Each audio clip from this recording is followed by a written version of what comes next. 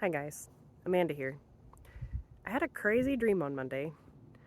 My dad and I, my dad's also a watchman, we were driving around Covington, driving, what direction was that? East, into Covington, and the moon was so close to Earth that it filled the whole sky to the point that if there were actually any tall buildings in Covington, it felt like it almost would have touched them. And it was during the day.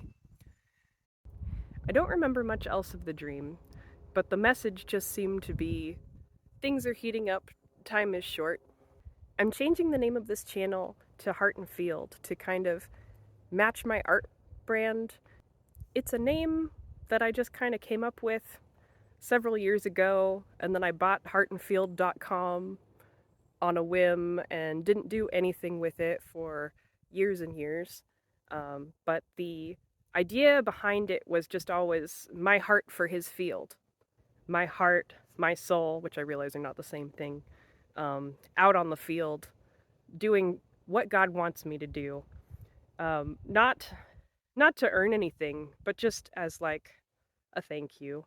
And so this year, even though 2025 January 1st is a little bit arbitrary of a day, it really makes more sense to start a new year around Rosh Hashanah or even Nisan 1, so around like March or April. This year, I've just been thinking there are so many things, like just designed items, like this hoodie, that have just been put in my heart. They're bouncing around in my mind, and this is the year I just want to make them. So you'll see the channel name change to Heart and Field. It's still me, still Watchwoman717, still Amanda.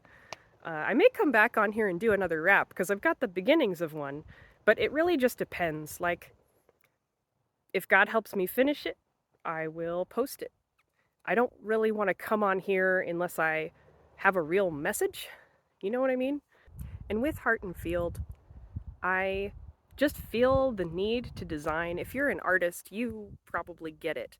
You have all these things that you just want to make a reality. You want to make it real by putting pen to paper and writing that book, or putting brush to paper and painting that art, like whatever your medium is, God has given you maybe things that He wants you to create. And so I may post stuff I've created on this channel from time to time. Um, I will post them for sale, but like, nobody needs to buy them. I hope that makes sense. Like, I just have this feeling that I really want to create things, you know? Nobody needs to buy them. I'm basically just making this stuff for myself. Um, and to spread the gospel in my own weird way.